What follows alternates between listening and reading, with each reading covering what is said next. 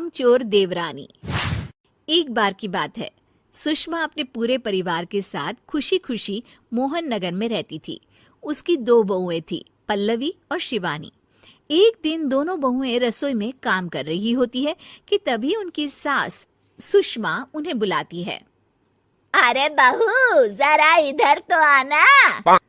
शिवानी, जरा जाकर देखना सासू माँ क्या कह रही हैं। दीदी आप ही देख लो ना जाकर, आपको भी तो सुनाई दे रहा है। अरे मैं आटा गूंद रही हूँ ना, तुम चली जाओ।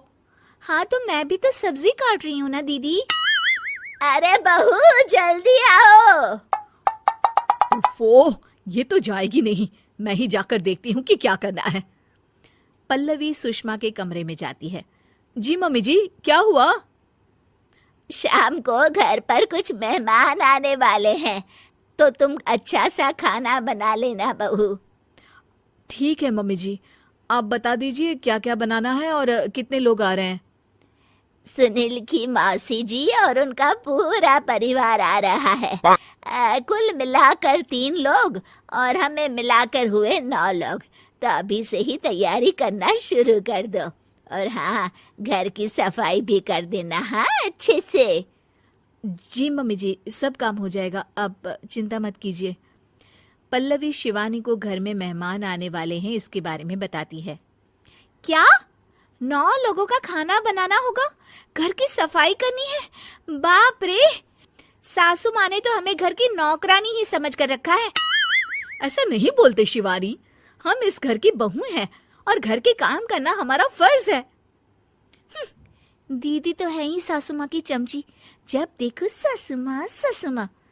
मैं तो इतना सारा काम नहीं करने वाली। शिवानी कपड़े लेकर गमला साफ कर रही होती है और चक्कर आने का नाटक करने लगती है। मेरा सर चकरा रहा है।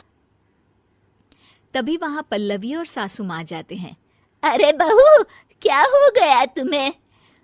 मम्मी जी, बहुत तेज सर में दर्द हो रहा है।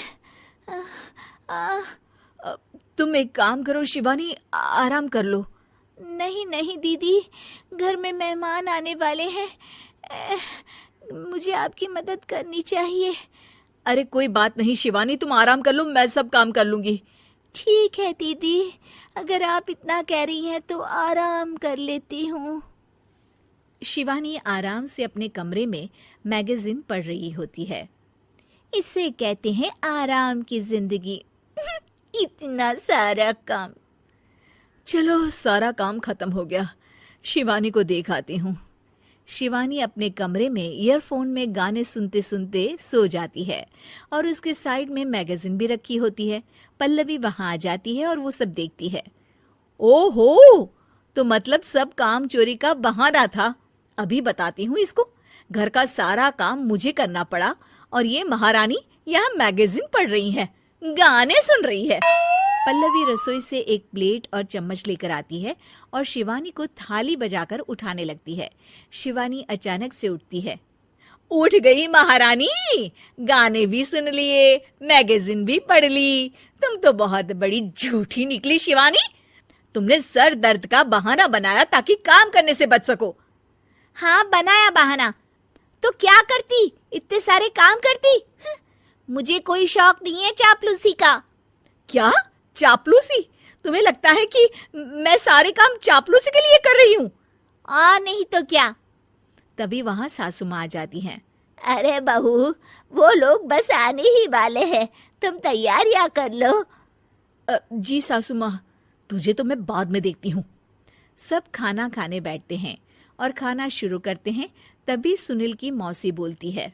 वाह भाई वाह, खाना तो बहुत ही अच्छा बना है सुषमा जी, एक एक चीज में क्या स्वाद है। ये सुनकर शिवानी मुंह बना लेती है। उसे अपनी जेठानी की इतनी तारीफ रास नहीं आती। आपकी बहुएं तो बहुत ही अच्छा खाना बनाती हैं। हाँ, बनाती तो दोनों ही अच्छा है, पर आज ना ये सारा खाना बड़ी बहू ने बनाया है। छोटी बहू की तबीयत ठीक नहीं थी, सो इसलिए। मानना पड़ेगा सुषमा जी, आपकी बड़ी बहू तो बहुत ही गुणवान है। पल्लवी की तारीफ सुनकर शिवानी को जलन होती है। पल्लवी ये सुनकर खुश हो जाती है और शिवानी की तरफ देखकर उसे चिढ़ाती है। कुछ देर बाद मेहमानों के जाने का वक्त हो जाता है। मौसी जी सबके लिए उपहार लाई होती है। वो सबको शगुन के पैसे देती हैं और अंत में पल्लवी के पास आती है। तुम्हारे लिए शगुन का लिफाफा तो है ही, पर बहू तुम्हें एक और उपहार भी मिलेगा इतना अच्छा खाना बनाने के लिए। मौसी अपने सोने के कंगन निकालकर पल्लवी को पहना देती है।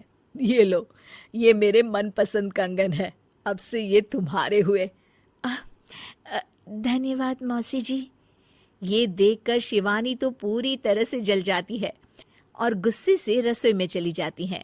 तभी वहां पल्लवी आ जाती है और उसे अपने कंगन दिखाने लगती है।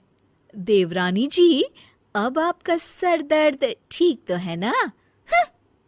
मुझे लगता है कि अब सर दर्द शुरू हो गया होगा आपका।